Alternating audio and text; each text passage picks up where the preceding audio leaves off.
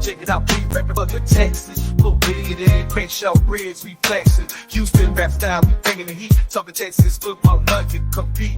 Got the best podcast, the loudest in the game. Wednesday nights, 8 p.m. Remember the name. We talking draft picks, we talking defense. We break it all down, no nonsense. H-Town with the Run Showdown. On the mic, talking Texas football. Every Wednesday night, with special guests dropping knowledge, taking the stage. Oh, digging in Crenshaw Briggs, we holding it down in the H-Town, wiping it down. Talking touchdowns in H-Town. Houston culture, we holding it down. Talking news and rumors, keeping it real. No filter, we got the Texas appeal. In the Lone Star City, we're living it up. Talking all things Texas, we can't get enough. From the football field to the concrete jungle, we're ripping H-Town. Ain't nothing humble, bitch. Hey everyone, welcome to the Texans Fan Battle Podcast. I'm your host, Matthew Briggs tonight. And as always, I got my fantastic four. But today we're going to the amazing trio because Bo cannot make it today. First off, I got Mr. Kenneth, the messenger. How you doing, sir? Doing good. What's up, y'all? What's up, Texas fans? And always, I got my A1 since day one. He's been riding with me from day one. I got Mr. Crenshaw. What's going on, brother? What it do? And then, guys, we got a special guest. He lives in Tennessee, but we're not going to let that bother us. He has an amazing show called Touring the AFC South with some good stuff on all teams. And he talks some good stuff about the Texans. And we got Mr. Mike Patton. How's it going, boss?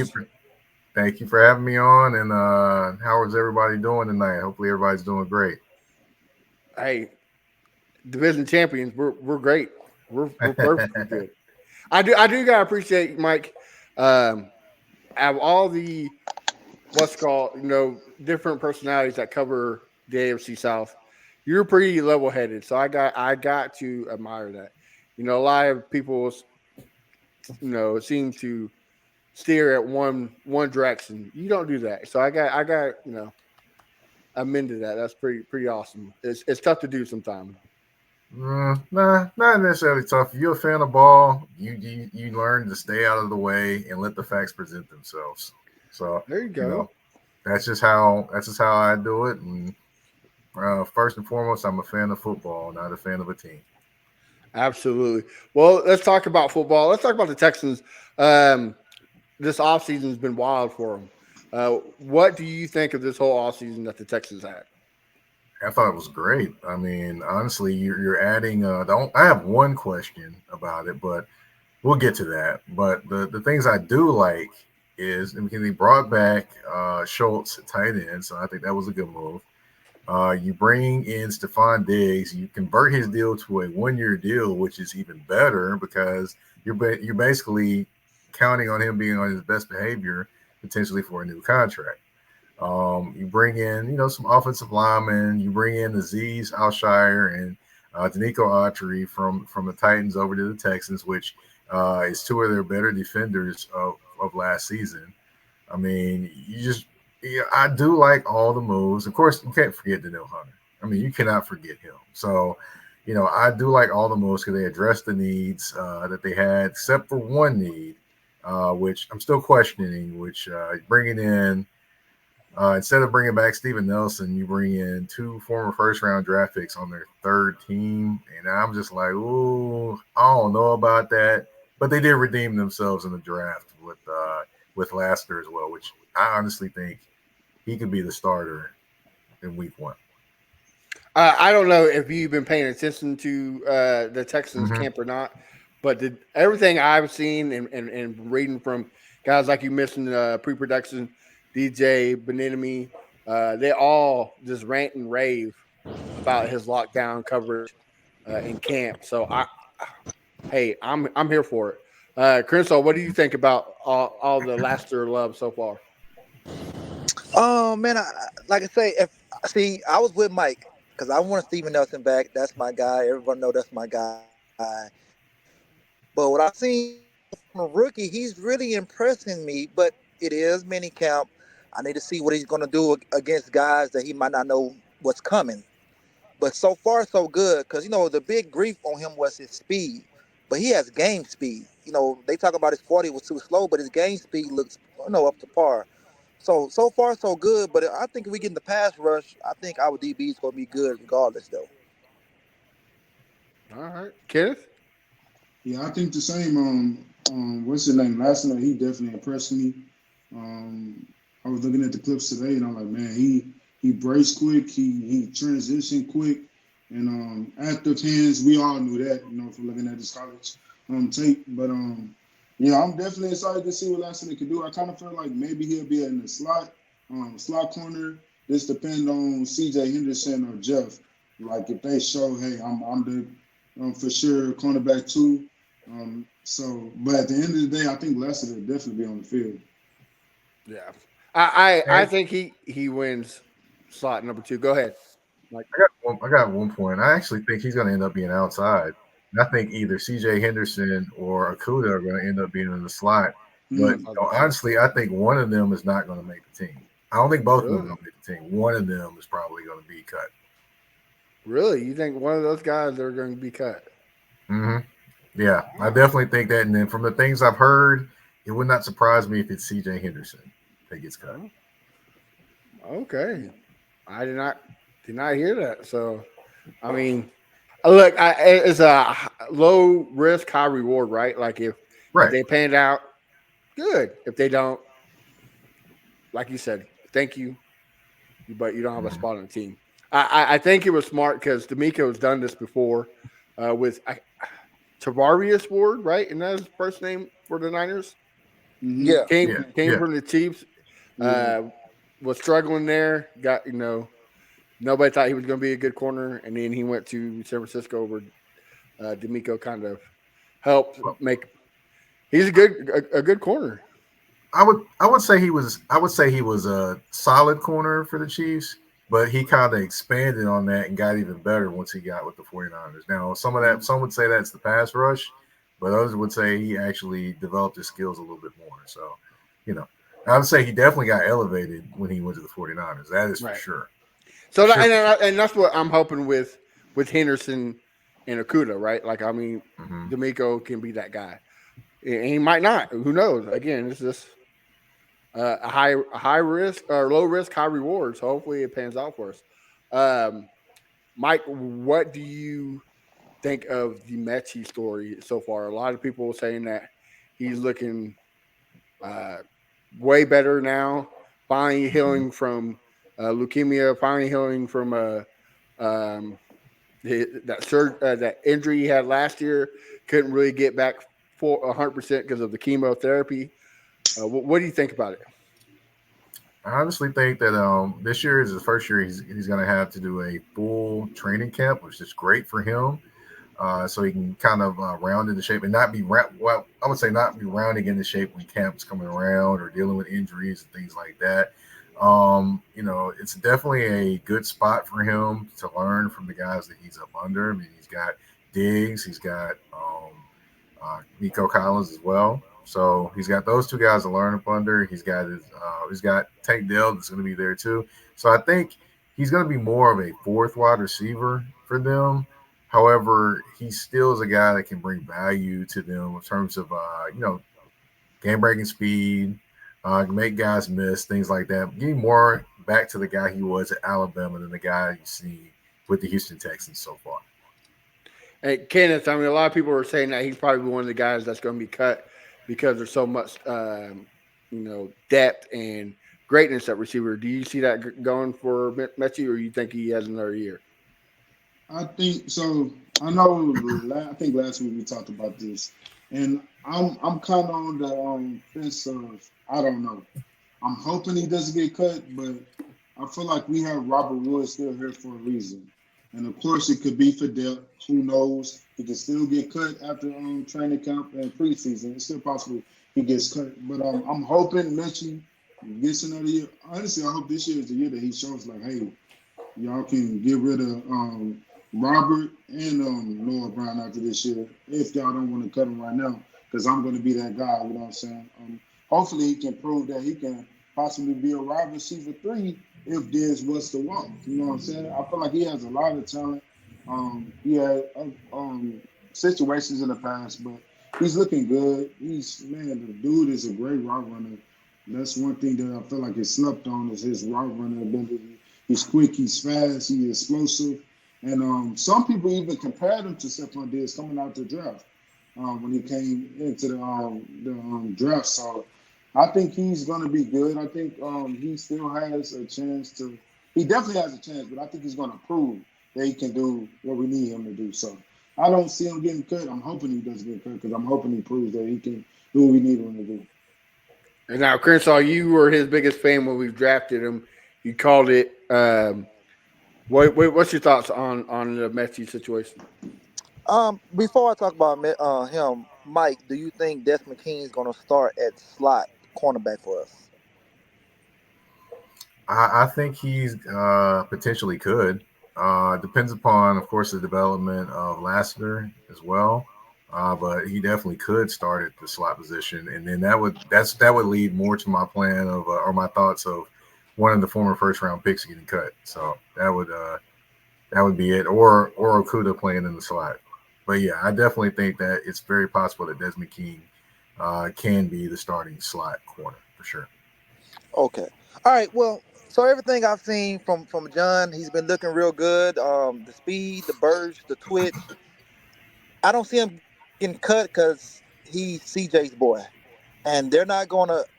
Hold on. Let me not say boy. I don't like that word. He's CJ's guy, and and they learned from the previous quarterback.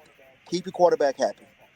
So I believe he's going to get some burn, but not much PT unless guys get injured or if we have blowout games. But I'm hoping that he's back all the way because I said this on the show before, and I'm gonna say it again.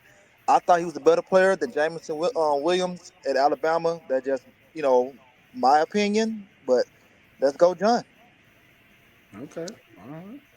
Hey, I will say that just to add to it, I did jump right over Noah Brown, which Noah Brown is not the fastest guy, but he just gets open.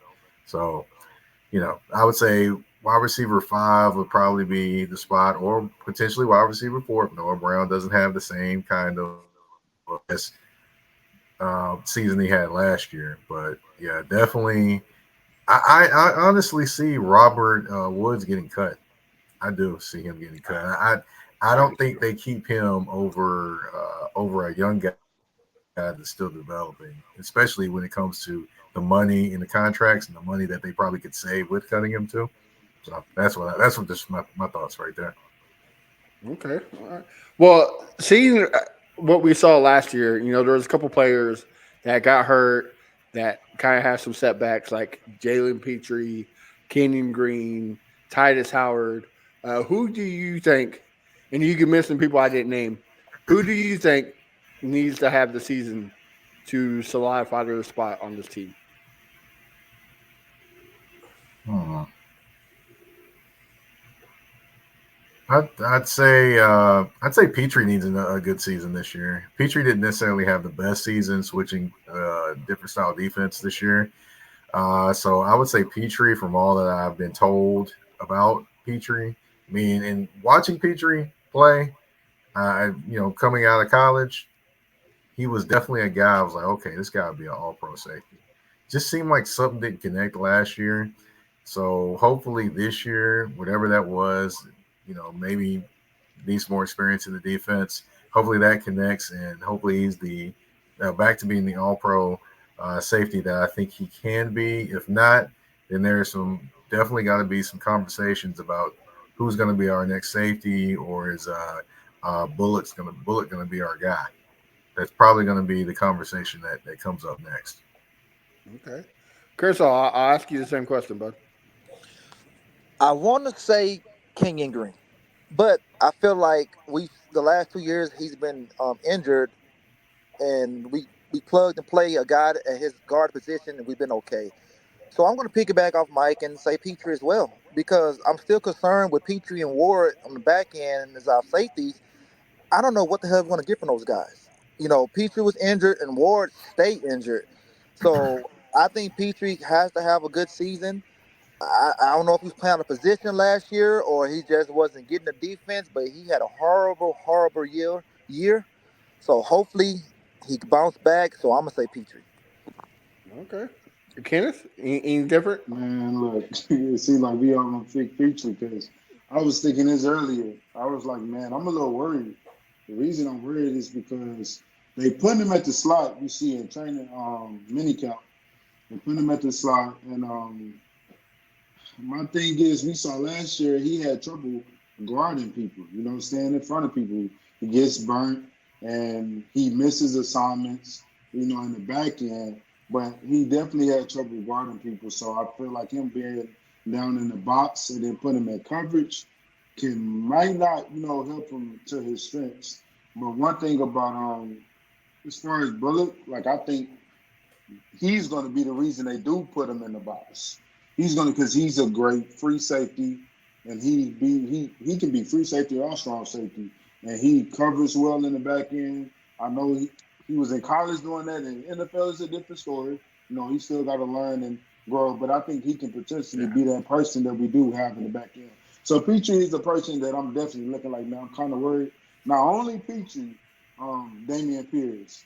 I'm not too worried, but I'm worried about like, hey, hopefully he can get the zone scheme and be successful in the zone scheme. I mean, he got a dog in front of him, a great vet in front of him, and Joe Mixon, and hopefully he can learn and catch and understand the game a little bit more and have a little bit more balance and more patience when it comes to the zone. Because we all know Damian Pierce like to, he like to shoot the gap and ready to go. He's a down the hill running back. He's not a guy that's patient and find the holes and go like Aaron Foster used to do for us. So hopefully he can get that skill set and learn from Joe Mixon. So those are two guys that I'm kind of thinking of and wondering, hey, well, we all know like they have to show something to not possibly get cut after this year. So yeah. Okay, I see it. My guy is I'm not picking. I'm not on the Jay and Petrie picking train. I'm picking somebody else. I'm gonna go Titus Howard. We paid him all this big money. He has not really. I could be wrong, but I do not think he's played a whole season since he's been here.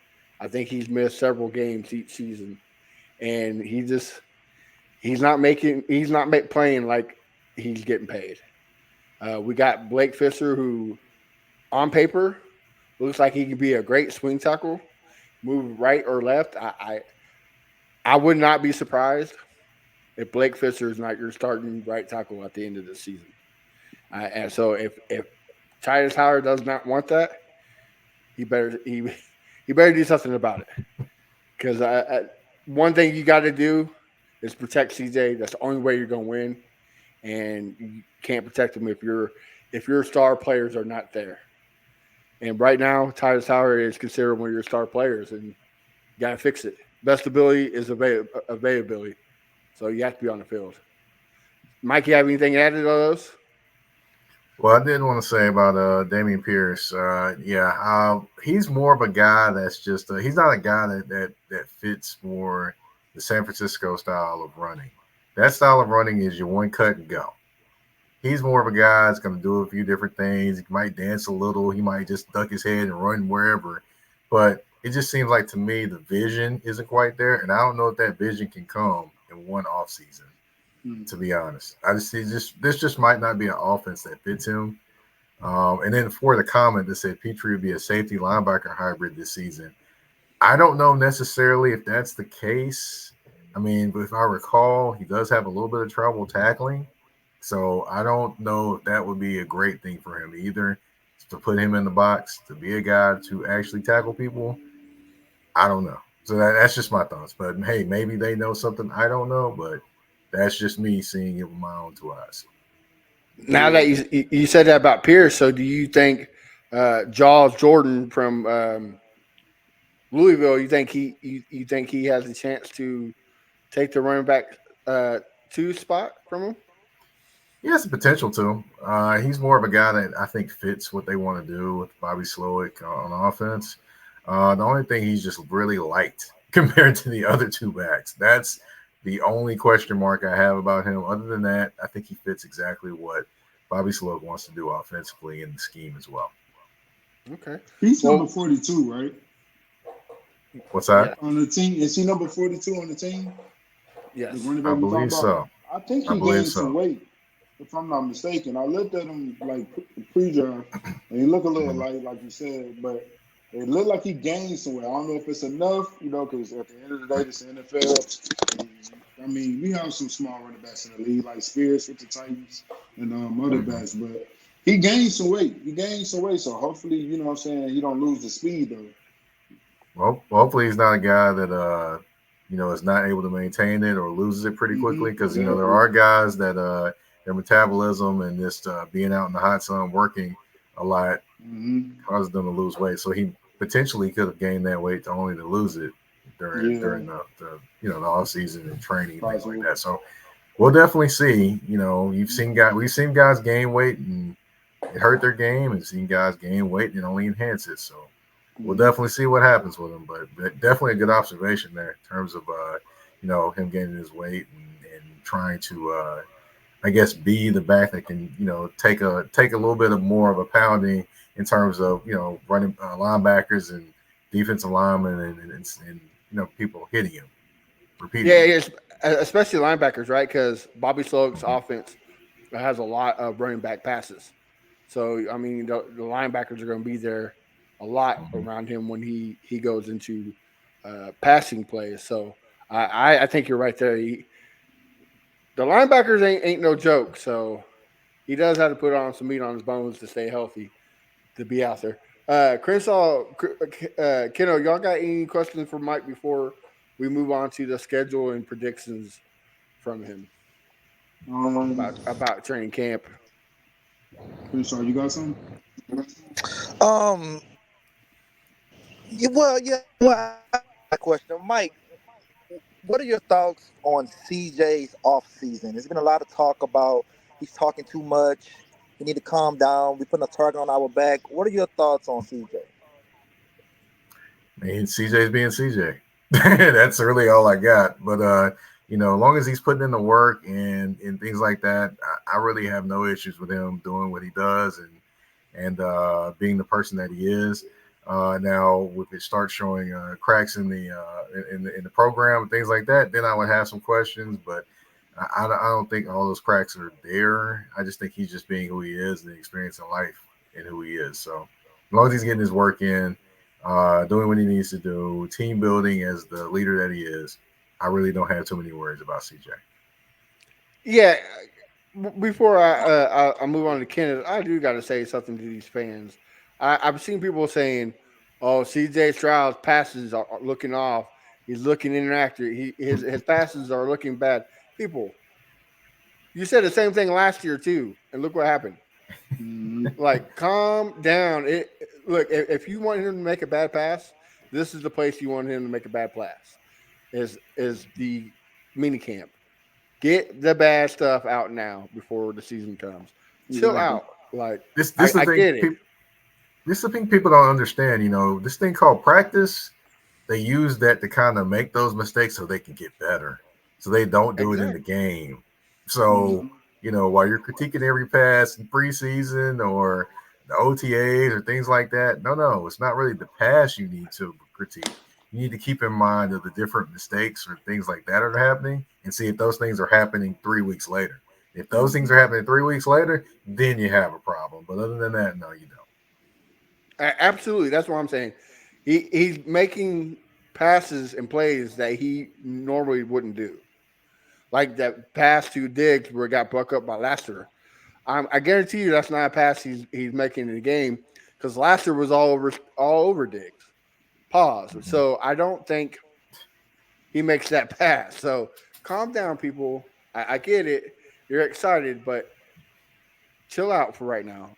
Kenneth, you Yeah, got anything to ask? practice is for Yeah. chemistry, folks. Yeah. Practice is to build Exactly. chemistry. Exactly. And Don't then make me just pull out the AI, okay? Don't make me go hmm Allen Iverson, all right? no, for real. Yeah, we gotta relax because at the end of the day, they're trying to build chemistry. And like Mike said, it's practice. Like you do what you got to do in practice to make sure you don't do it in the game. You know what I'm saying? Like you see if you can do this. If it's not right, then you know what I'm saying. You know it. You learn from it. You keep it pushing. The one thing from CJ last year, we know he learned from every mistake that he made last year, and he grew from it, and he kept pushing. So yeah, our fans definitely got to relax. But as far as the question for me is, who do you think will be our wide receiver one? Like, who do you think will have the most numbers and be for sure wide receiver one? I think Nico's still going to be wide receiver one. I mean, many have talked about Stephon Diggs, and if he's going to be unhappy with the amount of catches, or if he's going to throw his hands up in disgust or any of that nature. Again, that move to put him on a 1-year deal probably about guarantees that he's going to be on his best behavior because he wants to get paid again, and he's not getting any younger. So I think Nico will be the guy. I think C.J. Stroud will go a long way in terms of kind of ensuring that everyone's on the same page, everyone's in agreement with how everything's going on, and that the main goal is to try to bring a championship to Houston. So I think that in that aspect, I think wide receiver one will be Nico. Wide receiver two will be Diggs. Dale will be the slot like he usually is, was last year. And then, of course, 4, 5, and 6, you really ain't kind of worrying about that quite as much. But I would say it's Noah Brown, that's Mechie, and then whoever else. But those are usually the guys that also play special teams as well. So that's just my thoughts on that one. I think that Nico Collins will be the number one wide receiver for this team going into the year. Okay. Kershaw, you got any more questions? No, I think Diggs going to be number one wide receiver because Nico Collins have shown us the last 2 years he can't stay on the field, and I don't think it's going to change this year. I think he's going to miss games, especially after he signed the contract. He's definitely going to miss games. So I'm going to go with Stephon Diggs. Chris banking on that. I'm just saying, man. They should, he signed a deal. He gonna be hurt. I'm just telling you. I'm telling you. I don't know. I Well, mean, he usually if has. he Go ahead, Kim. no, I was just gonna say if the way how he's talking in these press conferences after he got paid, before he got paid, it seemed like it's the same guy. You know what I'm saying? Mentality wise, he got the same mentality. Now, as far as health wise, of course, you have to do what you have to do. Like Chris said last week, you need to take some of that guarantee money he's gonna get from the signing and put it into for his body and make sure you have his body right. But yeah, I feel you though, Chris, because at the end of the day, he do miss games. And that's one thing to worry about a little bit, but hopefully he can stay healthy. Well, I would say he needs to invest some of that money into the little cryogenic chamber after practice. It Mm-hmm. seems like to be the thing to do to keep yourself healthy. So that would be something to do. But I also am putting it into the air that there are some players that do get paid and still have the dog in them and still remember where they came from to get those deals. So he can definitely be that guy as well and be out there on the field and kind of continue to reward the team. I mean, honestly, look at some of the history of different players that got paid. Some have been good, some have been truly bad. But on the flip side of that, a lot of players have been paid by their own team have came out and done pretty well through the last few years. Okay. Well, speaking of Nico Collins, now that you've seen the contract that Justin Jefferson just got and CD Lamb is going to try to get, but we all know Jerry Jones don't like paying his receivers. Uh, do you think the contract for Nico was smart when they did it? Now that you've seen the bigger picture. It's always smart to be the first one to race to the table and get the contract done. So yes, very, very smart to get that contract done. Don't have to worry about it. He's getting his money. He's happy. He's got generational money now. So there you go. So I would say definitely very, very smart. And another guy that you didn't mention that's looking at this contract too is Brandon Ayuk for the 49ers. So he's definitely another person that's looking at that contract. Okay, it's my time soon. But I think he'll end up getting paid by the 49ers as well, because I believe they created some more cap space with the post June 1st cut of Eric Armstead. And also, the signing of McCaffrey, didn't that free up some space too? The extension. Did they extend him already? I Yeah, don't know Yeah, if they they. extended him already. I think it was two days ago. I want to say. mm-hmm. Okay. Well, if they did, yeah, it brings his cap number down. That creates more cap space as well. And it wouldn't surprise me. I would say Ward. Ward is going. I butchered his first name, but anyway, he's going to, I believe, the last year of his deal. So that'll be interesting as well. What decision they make with him too. So everyone's focused on Ayuk and his deal. You're forgetting about Ward, and Ward potentially being a free agent after this season too. So that's another thing that, you got one hand over here that everyone's paying attention to, but you got the other one that people are not looking at. Hey, that's fine. They can let him walk. He can come to the Houston Texans with Nico. I'll be How okay did with it. how did I know I'll that was be- coming? I will be okay with it. All right, Mike. Well, the Texans have the fourth hardest schedule when it comes to strength on paper. As Texans fans, should they be worried about the strength of the schedule, or should they relax and trust in the Texans? Well, the strength of the schedule is also based off of last year's teams, so I wouldn't be necessarily worried about the schedule. The thing I would be worried about is how those games fall. That's what I would be worried about, because I think the Kansas City game falls in a stretch where they got 10 games in 3 days or something of that nature, or just a lot of games within a certain amount of time. That would be the stretch I would be worried about most.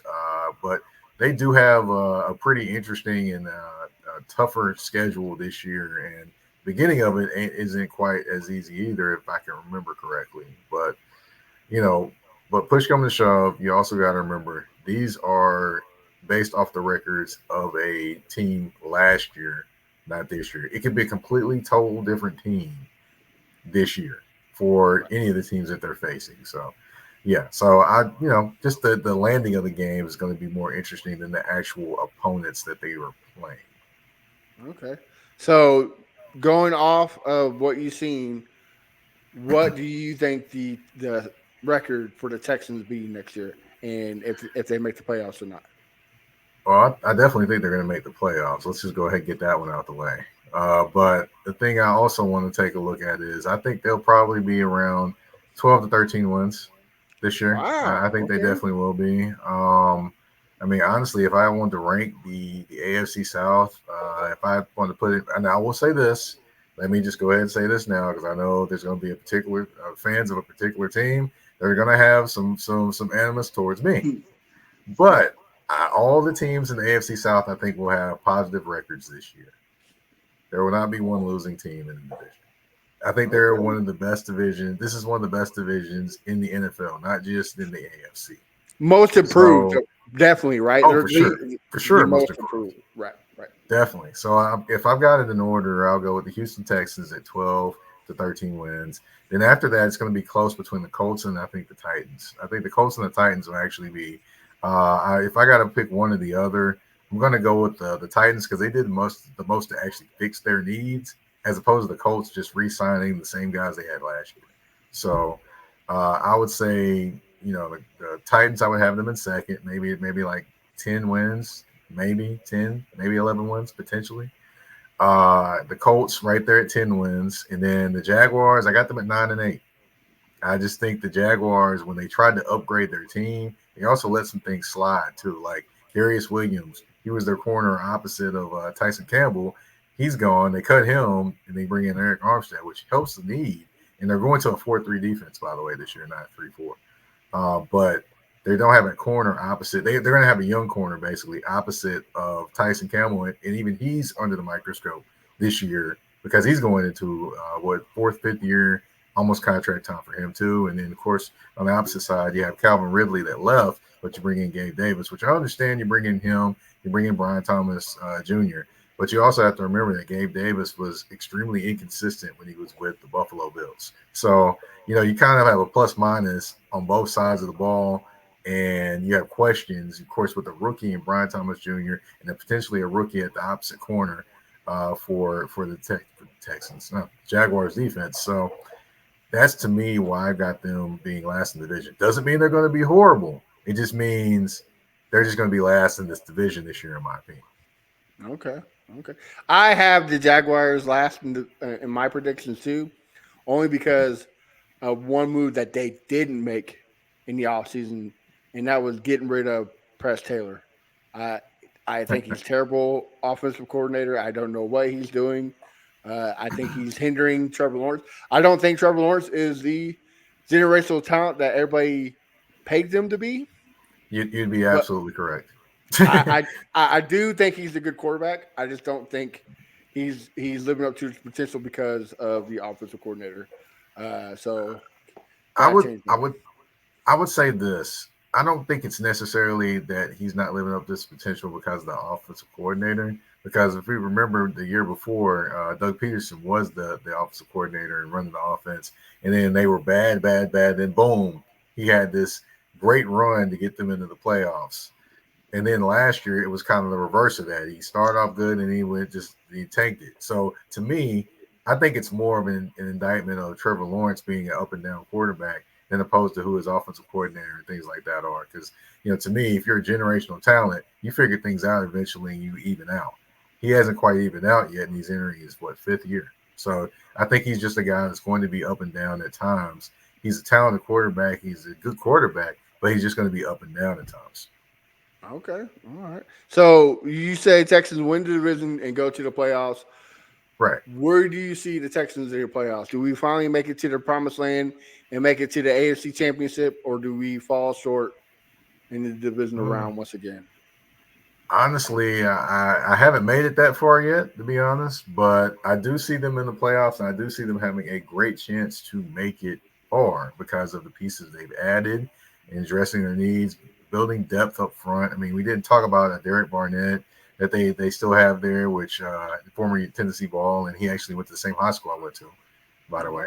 wow! Him and Jalen Ramsey were actually high school teammates. I don't know Oh, if anyone knew that. Yeah. And also Dawson Knox actually went to that same high school too that played for Buffalo Bills. So they all were there around the same time. Each other were there. dang! Must have been feeding Yeah, something in the water, nah, just they ended up going to the same private school. That's all that was, man. Okay, I got you. I got you. I pick But up what yeah, you're. yeah, yeah. So that's how it goes. But just the depth up front, things like that, they have a really good chance to actually make it to the AFC Championship game or potentially the Super Bowl. We'll see what happens, but I definitely think they're going to be a huge threat in the AFC this year. Of course, they basically upgraded where they were in last year in terms of different pieces in different places. The only question I have is like again the cornerback spot where you're going to have a rookie more than likely, or you're going to have a journeyman, former first round pick out there. That to me, something that will be picked at and prodded literally probably the entire year. Okay, all right. I like it. I like it. Crenshaw, you have anything else to add? Um, no, I don't have anything to add. All I know, if we don't make the LFC Championship game, it's a horrible season. We done too much this year, not to at least get there. That's my expectations, and I still have us at 11-6. That's my record right there, 11-6. Okay, I agree with you. I think it's AFC Championship or bust. You done too much. The hype of the team is too large to uh, be a one and done or not make it at all. So I think you have to make it to the AFC Championship to solidify. You're right, Mike. The AFC is tough. The AFC South is growing. So what a perfect way to solidify where you're at by making it to the AFC Championship. I think that's what the Texans got to do. I think the Texans is going to be what the Detroit Lions was last year. I think we're going to be Hmm? exactly what they was. Made it to the championship game, lose. Now we win. Hey, I'm happy as hell. But I think that's what we're going to do with what the Detroit Lions did. Same type of offense, high scoring, high powering, all that right there. Okay. I would say one caveat to that is you'll have better pass rush than the Detroit Lions, because the Detroit Lions was Aiden Hutchinson and a bunch of guys that you don't know who they are. Right. Exactly. Hey, Exactly. that's true. That's why they picked up DJ Reader to help out with that pass rush. I mean, they can Absolutely. pick up a lot of other people, but they need they need to call some more people in. They need James Houston to actually be the guy he was his rookie year. Of course, he broke his leg last year, so that kind of hindered him, showing up in the second year. Oh, and I did have a point about the Texans. I would say something that could be something to look for when it comes to CJ. Not to say that he's going to be worse this year, but there's more tape on him this year. So I wonder how he's going to make the adjustments to the adjustments that teams are going to make against him. Okay. Yeah, it's going to be interesting, right? Yeah, Go Mhm. ahead. it's gonna be interesting. I think that's the reason why they got more skilled players, just in case people do make those adjustments. Instead of him being a hero like he was last year, is now CJ don't fuck up. Because like Brock Purdy, I'm not saying he's Brock Purdy, like he's better than Brock Purdy, but he has all that talent. Just don't fuck up, Brock. We'll win games. I feel like that's what the Texans did for CJ. That's why when I got Joe Mixon, Stephon Diggs, so you can't take away this option, that option. So I think last year, how our offense to me wasn't as good last year, especially in the red zone. And this year, I think we're going to be better, even though with the film on CJ. So I think it's going to be way, way better than last year, man. Way, way better. It'll be To be interesting honest, to watch. Here's a bold take and a hot take. I think CJ Stroud becomes the first second year player to win the NFL MVP. I'm just saying. I think he could do it.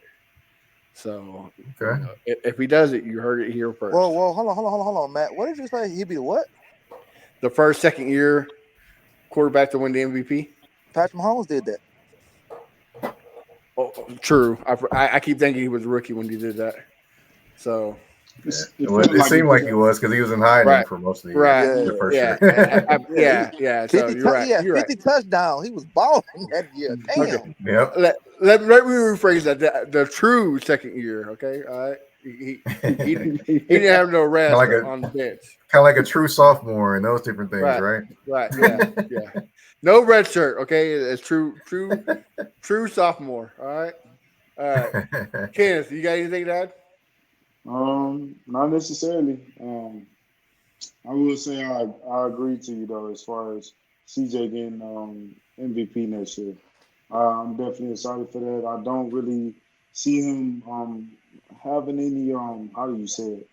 I don't see him Progressing. going down. Like I feel like he's gonna go up because the more weapons and what we saw last year as far as him picking and choosing, making the right decisions and breaking down defenses and getting into the right man. Of course, yeah, at the end of the season, we only had like two weapons, but he still got the ball to the right people at the right time. And this year is only up because of the weapons. As long as them guys stay healthy, Tank Dell, Nico Collins, I think everything is going to work out for him. I'm not going to predict how many touchdowns, but I do think it's going to be 40 plus. I think it's going to be 40 plus. Okay. Okay. I'll take it. Well, guys, Okay. we still have the contest winners. So we're gonna let Mike go before I let you go, Mike, I got a question. Crenshaw kind of started this question on Twitter. As a fan, take the journalist out of you, take everything, the podcaster out of you. As a fan, what would you rather see? Would you rather see your team win 20 division titles or one Super Bowl and never win it again? And never win another game. No, never win another division. You can still make the playoffs, but just not win the division. Kind of like what the Colts have done. They won that Mhm. Super Bowl and they've been flat. Ooh, that's a tough one. I would say I probably would see them win a Super Bowl. I would go with the Super Bowl because, I mean, nobody remembers the Braves winning all those pennants. They remember the one pennant, the one title that they won over that entire run, not all the pennants. So I would say the Super Bowl. Thank you. About time somebody has some knowledge. People on Twitter are just crazy. I don't get it. Chris, you got something to add to it? No, I mean, I mean, you play to win the Super Bowl. Fuck them division titles. Yeah. Yep. Herm Edwards' words are ringing in my head right now. You play to win the game. You know I'm saying that. Exactly. Yeah, absolutely. So like everybody's upset about what CJ said about who were the two quarterbacks, Eli Manning and somebody else. He rather take Eli Manning because he has the rings. Of course, like Mhm. why wouldn't he? But here's the Yeah, thing. you play to Maybe win the somebody, games. yeah, I have a question because maybe I didn't see the interview right. I could have sworn Gilly said that he rather take Eli Manning over A-Rod. But people are switching and saying CJ said that. I think CJ probably maybe agreed to him, but I don't know if he really did agree to him. But people making it seem like CJ just came out of his mouth, yeah, I'm taking Eli over A-Rod. CJ didn't say that. That was Gilly that said that. So I don't know. People kind of switching the Yep. words up. Maybe they misread what Gilly stood for. Maybe they used the wrong G word and maybe they wanted to use gaslighting. Maybe he was gaslighting what he said. I don't know, man. I'm just being Yeah. For real. Well, Mike, thanks for coming on. Why don't you tell everybody where we can find you on social media and what you got cooking, so that way we can support you. All right. You can find me on social media. Of course, you can find me on Twitter at Mike Patton 82. That's MikePatton 82 on Twitter, or like I like to say, the artist formerly known as Twitter, because I'm always paying homage to one of the greatest artists of all time, Prince. So, yeah, definitely, you can find me there. You can find Touring the AFC South on all your listening platforms, whether it's Spotify, Apple Podcast, Google Podcasts, iHeartRadio, Amazon Music. You name it, we're there. Also on YouTube as well. It's the Mike Patton Network on YouTube, because I have two different podcasts now. So, yeah, you can find me on there. And, of course, all the shows from the originals all the way back to 3 years ago to now, about actually 270 episodes at this point now. Awesome. Congratulations, man. Oh, Mike, before you leave, if they Mhm. decide to make one, who would you like to play Prince? Wow, that's a good question. Who would Dave like to Chappelle. play Prince? Nah, can't be Dave. Nah, Dave too tall. You had to be doing too much makeup.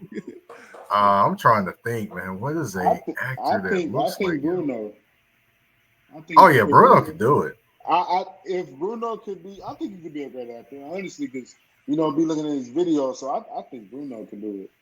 Bruno could do it, but I bet you they bring somebody that nobody's talking about to play that role. Yeah. I could see that happening more than anything. Somebody from London. Man, I ain't no telling. But I got your joke. I see what you put down. Yeah. But no, just hey, look, if I ever get a biopic though, they can have Michael B. Jordan playing me though. That's how I want to play me. There we go. Okay. All right. But, I'm thinking like 30 years down the line though. I gotta definitely keep growing before I can think about a biopic though. Absolutely. Well, Mike, again, thank you for coming on, and we got to do this again. Have a great night, and we'll talk to you soon. All right. Thank you, guys. Peace. All right, ladies and gentlemen, that thing everybody's been waiting for all through social media. I got people saying when I'm getting my free jersey. Is it now? Make me the winner. Well, right now we got it. We are the contest winners. The first spin is going to be for the hat. So drum roll, please. Drum roll.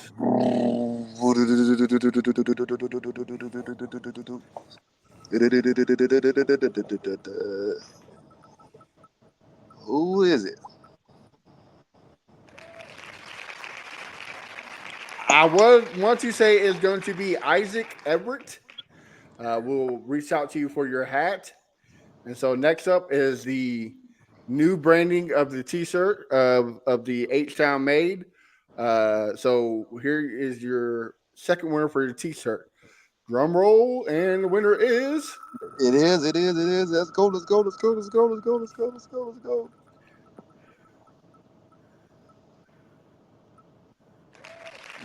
Bo 50 Mac. This is however you entered, either on Twitter, Instagram, Facebook, TikTok. This is how you have your name. So if we do not reach out to you, be patient. We'll get to it. All right. This is a big prize right here, huh? Yes, this is the big prize for the jersey of your choice. The very big prize. And the winner is Texan Sosa. Congrats, man. Texan Sosa is the winner. He will get a jersey of yourself, of your choice. Of yourself, yeah, right. So the three winners again of the hat is Isaac Everett. The hat is Bo 50 Mac. And the big prize is of the jersey for Mr. Texan Sosa. Again, we'll reach out to you to social media. Guys, thank you again for doing this. Hold on.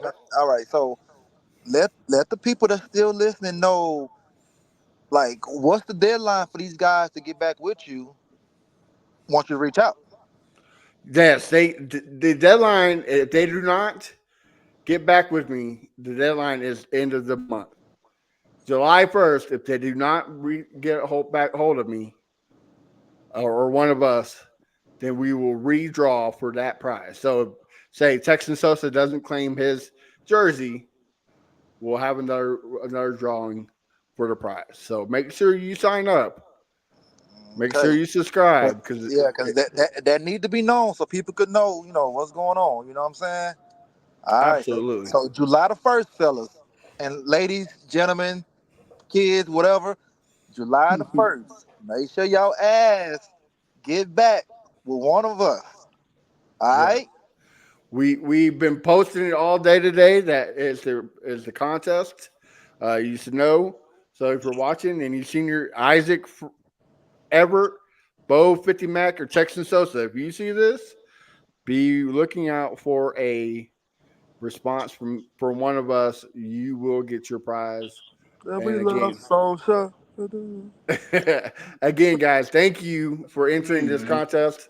It helped us grow. We are at 2.5 thousand. The goal for the beginning of the season is 5, so we're almost there. So make sure you hit the like, subscribe button. We can't be doing this without you. We hit 1,000 everywhere except Facebook. So get on your game and hit that subscribe button on Facebook as well. Chris, I'll start with you, brother. Tell us where we can find you, brother. Man, you can find me at Fifth Ward Crenshaw on all social media platforms. That's where I be at. Let go. All right. And Mr. Kenneth the Messenger, what about you, brother? Yes, sir. Y'all can find me on Instagram and YouTube at Kenneth the Messenger and Twitter, what we call it X now, Messenger_Kenneth. Okay. And then you can find our brother Bo at Bo Diggity 713 doing great things on TikTok. Of course, you can find me at A1 Day One Texans. And like I said earlier, Texans fan about everywhere. Make sure you like, subscribe, listen. Doing some great things coming. Me and Kenneth both got some stuff dropping soon, so be on the lookout for it. Until then, next week we'll have John Hickman from the Locked On Texans. So makes always a pleasure to see him and Crenshaw crack some jokes. So make sure you tune in next week. Until then, have a wonderful week, guys, and I'll holler at you later. Peace. Yo, check it out, we reppin' for the Texans. Put it in, Crenshaw Bridge, we flexin'. Houston.